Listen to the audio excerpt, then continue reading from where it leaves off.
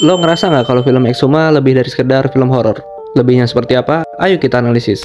Yang gua tangkap dari film ini selain horor dan hiburan, adalah film ini punya kelebihan di 3 sisi lain, yaitu menarik dari sisi sejarah, alkemi, dan psikologi. Sisi sejarahnya jelas ada karena film ini menggambarkan penjajahan Jepang ke Korea zaman dulu, di mana Jepang digambarkan sebagai tentara mengerikan yang menghantui penduduk Korea. Terus ada kata-kata di film ini yang bilang, rubahnya melukai pinggang harimau. Itu karena kepercayaan masyarakat Korea zaman dulu yang menganggap peta Korea bentuknya seperti harimau. Dan lokasi pasak besi yang ditanam dukun rubah di film ini ada di bagian pinggang harimau di peta. Katanya, pasak besi inilah yang memecahkan Korea Selatan dan Utara dan juga pembawa sial. Ketika monster Shogun di film ini muncul, karakter Hwarim langsung tunduk posisi sujud karena di zaman penjajahan, seperti itulah penggambaran tentara Jepang memperlakukan masyarakat Korea. Lalu ada juga di sisi alkemi atau alkimia. Ini adalah film yang menggambarkan kalau elemen organik dari alam lebih kuat daripada elemen yang kurang organik. Ada 5 elemen dalam ilmu Feng Shui Cina di film ini, yang berupa api, metal, kayu, air, dan tanah.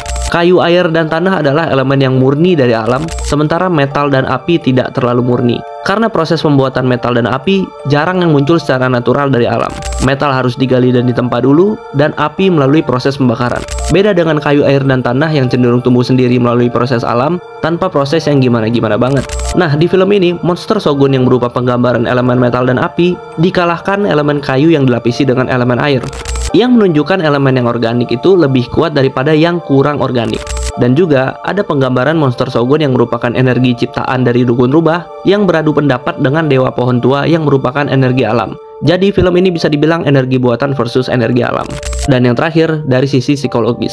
Di bagian awal film ada hantu arwah jahat seseorang yang musnah dengan cara mengkremasi peti matinya. Lalu kemudian arwah itu nggak ada lagi dan nggak dibahas lagi.